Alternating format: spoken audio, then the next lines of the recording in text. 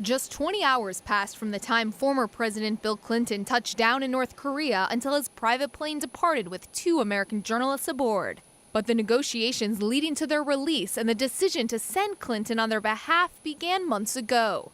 Journalists Euna Lee and Ling were arrested along the China-North Korea border in March and later sentenced to 12 years of hard labor for illegal entry and engaging in hostile acts. U.S. officials considered sending a special envoy to North Korea to win their release.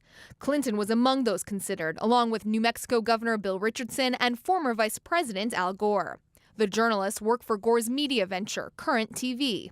In mid-July, the journalists called their families with word that North Korea would grant them amnesty if Clinton visited Pyongyang on their behalf. Gore relayed this information to U.S. officials, who began a long process of due diligence to confirm that North Korea was serious about releasing the journalists. They emphasized that Clinton's visit would be a strictly humanitarian mission, not part of a broader discussion on the tense relationship between the two countries.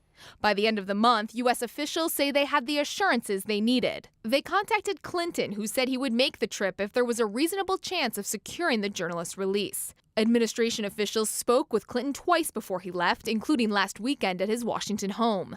But there were no conversations between Clinton and Obama.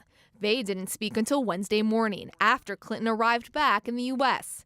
Obama says he thanked Clinton for his service and looks forward to having a broader discussion about his trip.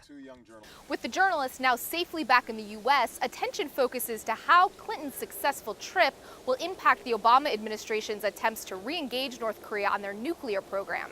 So far, the administration has been wary to link the two, and Obama himself says any progress will depend on the actions of the North Koreans. Julie Pace, The Associated Press, the White House.